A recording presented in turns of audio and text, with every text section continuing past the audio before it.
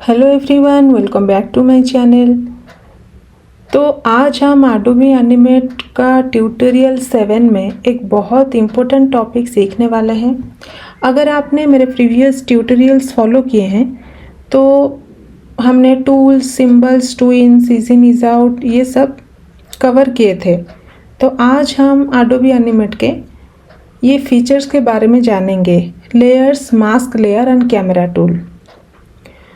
तो ये features almost हर professional animation project में यूज़ होते हैं। तो इन्हें यूज़ करके आप अपनी एनिमेशन को और भी ऑर्गेनाइज्ड, क्लीन और प्रोफेशनल बना सकते हैं। तो बिना किसी डिले के चलिए शुरू करते हैं। तो पहले हम लेयर्स के बारे में समझते हैं। लेयर होता क्या है? तो लेयर एक ट्रांसपेरेंट शीट की तरह होती है जो स्टेज पर रखे गए ऑब्जेक्ट्स को होल्ड करती है। यहाँ पे लेयर 1 है, लेयर 2 है, लेयर 3 है, लेयर 4 है। तो अलग अलग लेयर पे हम अलग अलग ऑब्जेक्ट्स को यहाँ पे रखे हैं, ठीक है। और यहाँ पे फीचर्स में है rename layer, lock layer, hide layer, layer order. तो ये हम प्रैक्टिकली थोड़ा देखते हैं। मैं आपको डायरेक्ट स्टेज पे ही दिखा रही हूँ वो कैसा दिखता है, मतलब एनिमेट सी से। देखिए यहाँ पे एक हमारा स्टेज पे एक सीन है, ठीक है। मैं इसको थोड़ा ऊपर करके आपको दिखा रही हूँ, आप समझ जाएंगे थोड़ा। यहाँ पे लॉक है, इसको अनलॉक कर लेते हैं। यहाँ पे लेयर 1 में हमारा बैकग्राउंड है, ठीक है। लेयर 2 में हमारा ये कैरेक्टर है। लेयर 3 में हमारा ये एक जो ओल्ड मैन है ये है। इस लेयर पे मैं उसको थोड़ा जूम करके दिखा रही हूँ। यहाँ पे देखिए ये है, ये एक ऑब्जेक्ट है। फिर ये लेयर पे हमारा ये जो रेन ड्रॉप है ना, ये लेयर में है, ठीक है। और ये है ऑडियो लेयर, इसको छोड़िए। तो देखिए, तो हर एक लेयर में हम अलग अलग ऑब्जेक्ट्स लिए हैं। क्यों लिए हैं? अगर हम एक ही लेयर पे सारा ऑब्जेक्ट्स ले जाएंगे तो क्या होगा? प्रॉब्लम ये होगा कि मान लीजिए हमको ये बॉय को मूव करना है या इसके ऊपर कुछ भी एनिमेशन देना है। अगर ये हमारा अलग लेयर में अभी है तो इसको हम क्या कर सकते हैं, मूव कर सकते हैं कुछ भी। और सब हमारा जो बैकग्राउंड है, ओल्ड मैन है, ये सब कांस्टेंट है, बट ये मूव करेगा क्योंकि हम इसके ऊपर एनिमेशन कर रहे हैं। तो अगर हम एक ही लेयर पे सारा कुछ करेंगे तो ये प्रॉब्लम हो जाएगा। हम इंडिपेंडेंटली एडिट नहीं कर सकते, एनिमेशन उस पर नहीं दे सकते हैं, ठीक है। तो एक ऑर्गेनाइज्ड वे में अगर आप एक प्रोजेक्ट बना रहे हैं तो ये लेयर्स को ऐसे करना ज़रूरी है, ठीक है। तो ये इसमें क्या, हम कॉम्प्लेक्स एनिमेशंस को भी इजीली मैनेज करने के लिए हम ये लेयर्स का यूज़ करते हैं, ठीक है। देखिए यहाँ पे मैं कुछ नेमिंग नहीं किया हूँ। ये लेयर पे सब मेरा लेयर 1, लेयर 2, लेयर 3 ये सब है। तो यहाँ पे हम नेमिंग भी कर सकते हैं। मान लीजिए जहाँ की हम लेयर 1 को हम यहाँ पे बैकग्राउंड बीजी, यहाँ पे ऐसे नेमिंग भी कर सकते हैं, ठीक है। और यहाँ पे इसको हम बॉय ऐसे भी कर सकते हैं। और मान लीजिए इसको हमको चेंज करना है, that is called rename layer. So इसको हम रीनेम भी कर सकते हैं। यहाँ पे सिलेक्ट किए, राइट क्लिक किए, सॉरी यहाँ पे डबल क्लिक किए, इसको हम डिलीट करके और कुछ भी नाम हम दे सकते हैं। इसको हम रीनेम लेयर भी कहते हैं। क्यों हम नेमिंग करते हैं? क्योंकि जब हमारा प्रोजेक्ट छोटा है तब हम ऐसे करने से हमारा चल जाएगा, क्योंकि हमको ऐसे से सिलेक्ट करने से हमको पता लग रहा है कि कौन से लेयर में कौन सा ऑब्जेक्ट या कैरेक्टर है। लेकिन जब हमारा प्रोजेक्ट बड़ा होगा तो हम ऐसे मतलब रैंडमली ऐसे क्लिक करके हम थोड़ी ना ऐसे देखेंगे कौन से लेयर में हमारा ये ओल्ड मैन है, कौन से लेयर में हमारा रेंडरअप है, ठीक है। तो इसीलिए हम इसको नेम दे सकते हैं ताकि हमको कन्फ्यूजन ना हो, ठीक है। इसीलिए हम नेमिंग करते हैं। तो यहाँ पे हमारा, यहाँ पे आप थोड़ा देखिए, यहाँ पे लॉक और अनलॉक ऑल लेयर्स है, ठीक है। तो लॉक ऑप्शन कब यूज़ किया जाता है? लॉक ऑप्शन का यूज़ तब करते हैं जब किसी लेयर का काम कंप्लीट हो गया हो। तो लेयर लॉक करने के बाद उस लेयर को एक्सीडेंटली सिलेक्ट या एडिट नहीं कर सकते। मान लीजिए मुझे ये बॉय जो है इसी लेयर को लॉक करना है, यहाँ पे प्रेस की तो ये लॉक हो गया। तो यहाँ पे हम देखिए कुछ नहीं हो रहा है, यहाँ पे इसको सिलेक्ट करें हमारा बैकग्राउंड मूव हो रहा है, ठीक है। इसको लॉक करने के बाद उसमें हम कुछ भी नहीं कर सकते, ना मूव कर सकते हैं, ना इस पर कोई एनिमेशन दे सकते हैं। तो इसके लिए हमको अनलॉक करना पड़ेगा ताकि फिर ये हमारा सिलेक्ट हो सके। ये है लॉक लेयर, यहाँ पे जो लॉक ऑप्शन होता है। और यहाँ पे जो है ऑप्शन देखिए शो और हाइड ऑल लेयर्स। यहाँ पे हम लेयर्स शो करते हैं, हाइड करते हैं। यहाँ पे मान लीजिए ये जो बॉय है इसको हम हाइड करना चाहते हैं, ठीक है। यहाँ पे हाइड इसको क्लिक करते हैं, देखिए ये हमारा हाइड हो रहा है कि नहीं, ये दिख रहा है, नहीं दिख रहा है। ये जो हाइड ऑप्शन हाइड हो रहा है ये डिलीट नहीं हो रहा है, बस टेम्पररी इनविजिबल हो जाती है। जब ज़रूरत हो तब दोबारा विजिबल भी कर सकते हैं बाय क्लिकिंग दिस। ये फिर से विजिबल हो रहा है, ठीक है। और यहाँ पे देखिए, यहाँ पे जो हमारा लेयर 1 2 3 ये जो लेयर का ऑर्डर है ये भी बहुत इंपॉर्टेंट होता है, क्योंकि जो लेयर सबसे ऊपर होता है उसका ऑब्जेक्ट सबसे फ्रंट में दिखता है, और जो लेयर नीचे होता है उसका ऑब्जेक्ट बैकग्राउंड में दिखेगा। मान लीजिए यहाँ हमारा बॉय है, ये बीजी लेयर के ऊपर में ये बॉय का लेयर है ना, हम अगर बॉय को नीचे ले आते हैं, देखिए इसको सिलेक्ट करके नीचे ले आए बॉय को, ये बैकग्राउंड लेयर का पीछे हो गया, यहाँ पे विजिबल हो रहा है क्योंकि ये उसके पीछे चला गया।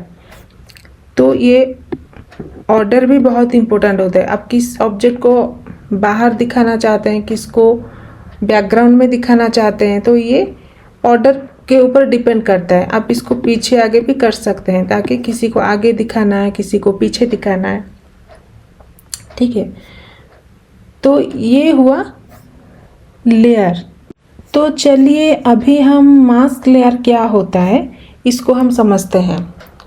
देखिए मास्क लेयर एक स्पेशल लेयर होती है, ठीक है, जो किसी ऑब्जेक्ट का सिर्फ सिलेक्टेड पार्ट ही विजिबल दिखाती है, बाकी सब पार्ट हिडन रखता है, ठीक है।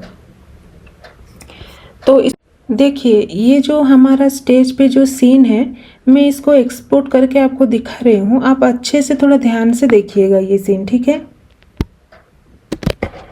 व्यापार में व्यस्तता के कारण करण का पिता अधिकतर घर से बाहर ही रहता था, इसीलिए करण अपनी सौतेली माँ के साथ ही रहता था। तो यहाँ पे क्या हो रहा है, देखिए मैं थोड़ा आगे ले रही हूँ कैरेक्टर को, ठीक है। यहाँ पे हम देखते हैं, देखिए जब ये यहाँ पे जो हमारा क्या है, यहाँ पे एक ट्री है, बैकग्राउंड में एक ट्री है। जब ये जो आदमी ये रोड क्रॉस कर रहा है तो ये ट्री का पीछे से आ रहा है, ठीक है। कैसे आ रहा है, क्योंकि देखिए यहाँ पे लेयर 1 पे हमारा ये बैकग्राउंड है, ये जो हमारा लेयर 2 लेयर 3 है यहाँ पे हमने मास्किंग अप्लाई किया है, ठीक है। इसीलिए ये जो आदमी है, देखिए आप एक बार मैं दिखा रही हूँ, यहाँ पे देखिए ये चल रहा है ना रोड पे, ये कैसे आ रहा है, मतलब ये जो है ये स्टॉप का जो है और ये जो ट्री है इसके पीछे से ये चल रहा है। कैसे चल रहा है, क्योंकि हमने तो अगर हम लेयर ऑर्डर पे अगर हमने ये ट्री को मतलब ये ट्री को नीचे या आदमी को आगे ऐसे अगर हम ऑर्डर पे रखते तभी ये ठीक है, हम ये इसके पीछे से आ रहा है। लेकिन हमारा बैकग्राउंड ही पूरा ऐसा ही है, जो बैकग्राउंड इमेज ही पूरा ऐसा है। तो अगर इसको हम पीछे करते हैं तो ये पूरा बैकग्राउंड में जाएगा। मैं दिखा रही हूँ आपको, देखिए इसको मैं हटा रही हूँ, अनलॉक कर रही हूँ, उसको नीचे ले रही हूँ। देखिए बैकग्राउंड के नीचे लेयर के नीचे अगर मैं इसको ला रहा हूँ तो ये बैकग्राउंड का पीछे जा रहा है। इसको हाइड करके देखते हैं, देखिए ये इसके पीछे जा रहा है कि नहीं। तो अभी इसको हम यहाँ पे करते हैं, ठीक है। तो यहाँ पे हमारा मास्किंग अप्लाई हुआ है। तो मैं अभी आपको एक एग्जाम्पल के द्वारा ही समझाऊंगी तो मास्किंग कैसे अप्लाई होता है। ये बहुत इम्पोर्टेंट चीज़ है और हमारा एनिमेशन में मास्किंग का यूज़ बहुत ज़्यादा होने वाला है, ठीक है। तो मैं आपको अभी प्रैक्टिकली दिखा रही हूँ मास्किंग कैसे अप्लाई होता है। तो चलिए शुरू करते हैं। तो यहाँ पे देखिए ये जो स्क्रीन है, तो यहाँ पे मैं एक इमेज इंपोर्ट किया हूँ इधर लाइब्रेरी में। तो यहाँ पे लेयर 1 है, तो ये इमेज को हम लेयर 1 पे स्टेज पे लाते हैं, ठीक है। इसको पहले सही तरीके से रख लेते हैं ताकि आप लोग को इजी हो, ठीक है। फिट इन विंडो, तो ये लेयर 1 में हम ये बैकग्राउंड रखे हैं, इसको हम बीजी कर लेते हैं बैकग्राउंड, ठीक है। इसके ऊपर यहाँ पे देखिए ये जो प्लस साइन है न्यू लेयर, इसके ऊपर अगर हम क्लिक करते हैं तो हम एक न्यू लेयर क्रिएट करते हैं, ठीक है। तो हम दूसरा एक लेयर ले लेंगे, लेयर 2। यहाँ पे हम ये जो वर्किंग कैरेक्टर है इसको लाएंगे, यहाँ पे कॉपी करके यहाँ पे पेस्ट कर लेंगे, ठीक है। इसको थोड़ा छोटा कर लेंगे। तो मान लीजिए ये जो कैरेक्टर है, ठीक है, इसको हम यहाँ से ये ट्री देके ये मूव करता है, ठीक है, वॉक करता है। तो जब ये वॉक करेगा तो हमें क्या दिखना चाहिए, एक रियलिस्टिक लुक कैसे हम दिखा सकें। तो इधर तो वो शो करेगा, लेकिन जब ये ट्री आ जाता है तो ये ट्री आगे हो जाता है और ये ट्री के पीछे से वॉक कर रहा होता है, ठीक है। लेकिन अभी देखिए अगर हम ऐसे ही मूव कर रहे हैं तो नॉर्मली ये ट्री के ऊपर से जा रहा है कैरेक्टर, ठीक है। जैसे कि हम लेयर के जो ऑर्डर्स के बारे में मैं बोल रही थी, लेयर ऑर्डरिंग, तो हाँ इस लेयर को हम मेन कर लेते हैं, ठीक है। तो इसको अगर हम नीचे लाते हैं तो ये तो पूरा नीचे जा रहा है, बैकग्राउंड के पूरा बैक साइड में ये शो ही नहीं हो रहा है। तो इसको हम ऐसे नहीं कर सकते। तो इसको हम ट्री के पीछे से कैसे दिखाएंगे, ठीक है। तो कैसे दिखाएंगे, मास्किंग के थ्रू। तो अभी हम देखेंगे मास्किंग क्या काम करता है। देखिए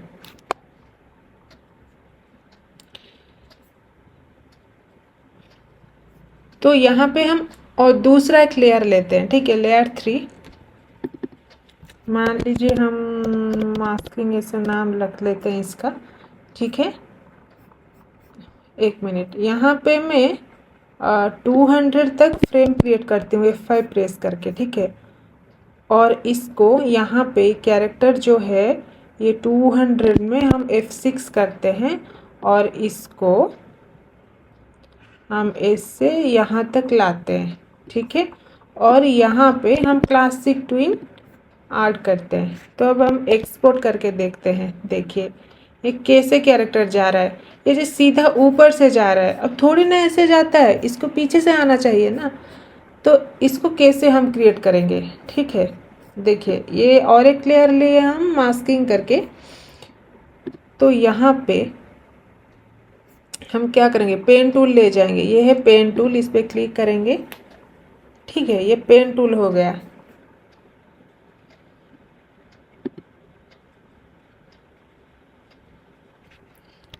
तो देखिए हम क्या करेंगे, यहाँ से तो हमारा कैरेक्टर यहाँ पे नहीं दिखना चाहिए, है कि नहीं। हमको क्या चाहिए कि इसी एरिया में, जो पेड़ का जो एरिया है उसी एरिया में हमारा कैरेक्टर नहीं दिखना चाहिए, ठीक है। लग रहा जैसे लगेगा कि ये उसके पीछे से आ रहा है, पेड़ के पीछे से आ रहा है।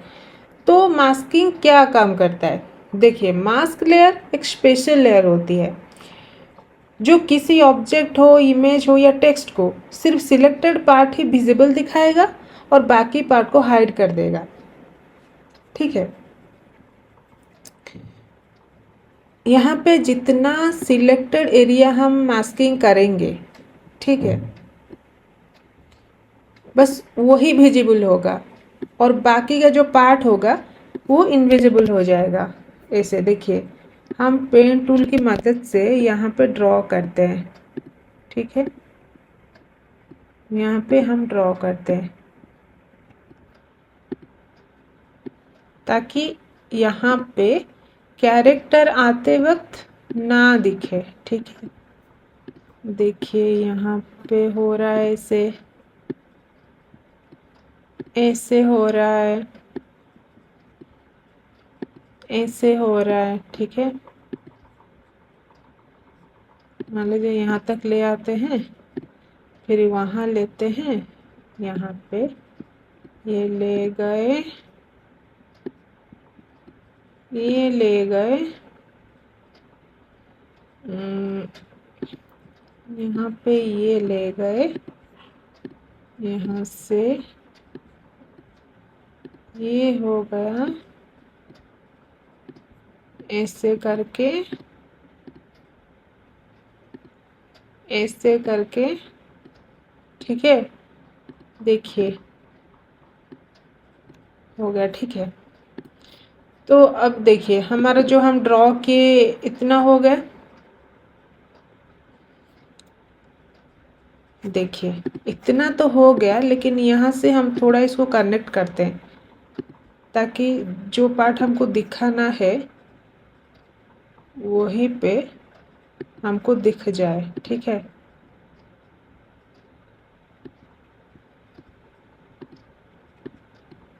ऐसे कर लिए, ऐसे कर लिए, ठीक है। यहाँ पे हम इसको कनेक्ट कर रहे हैं ताकि यहाँ पे कैरेक्टर जब वॉक करेगा तो ये दिख जाए यहाँ पे। सॉरी,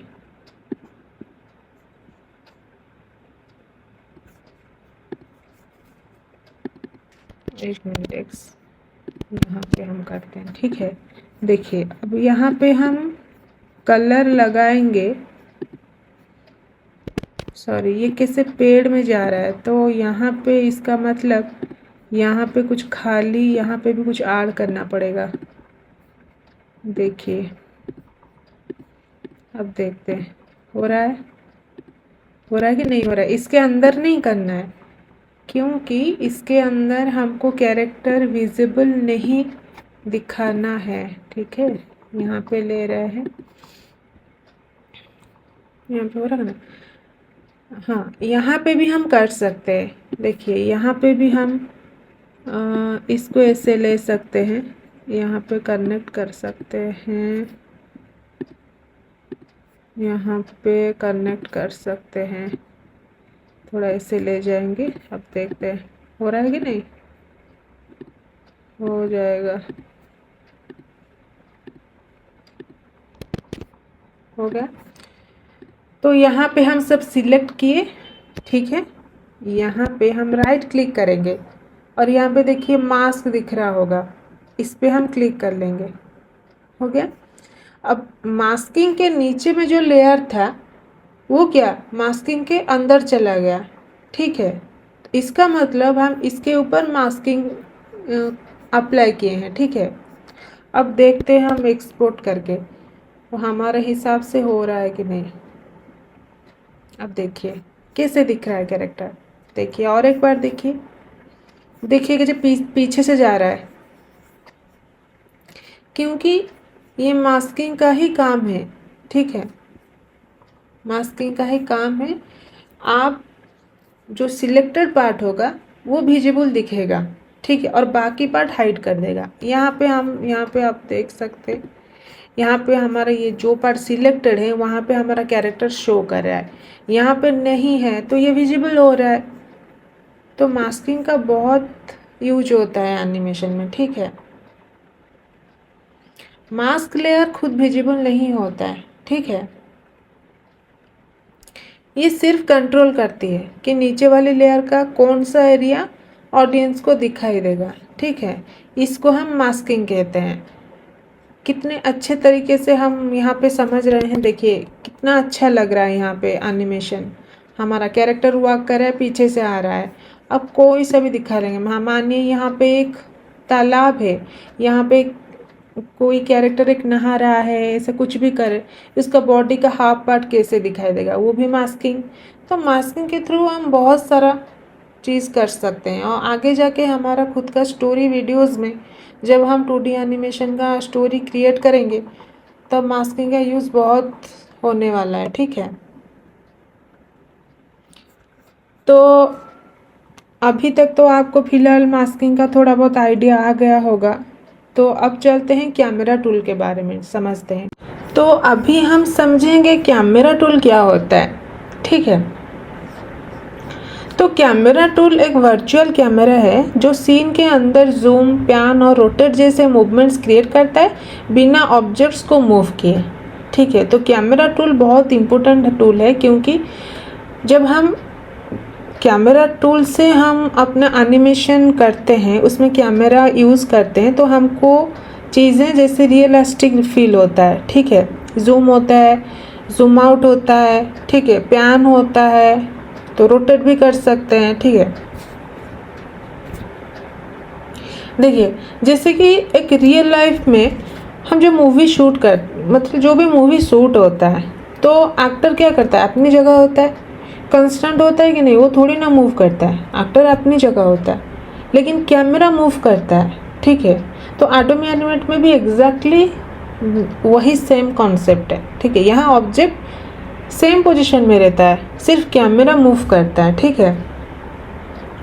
देखिए, ये जो हम मास्क लेयर के बारे में समझ रहे थे, यहाँ पे भी हम कैमरा दे सकते हैं। मतलब बस आप एक बेसिक सा आइडिया लीजिए कि कैसे कैमरा काम करता है यहाँ पे, ठीक है। जब आप खुद बनाएंगे तो वो करते करते ही आपको धीरे धीरे नॉलेज हो जाएगा, ठीक है। ऐसे देख के कुछ नॉलेज होने वाला नहीं है, आपको खुद उसमें मेहनत करना पड़ेगा, आप खुद को बनाना पड़ेगा ताकि आप खुद समझ सकें, ठीक है। समझाने से इतना कोई, जब तक आप खुद प्रैक्टिकली नहीं फेस करते हो तब तक आपको पता नहीं चलेगा, ठीक है।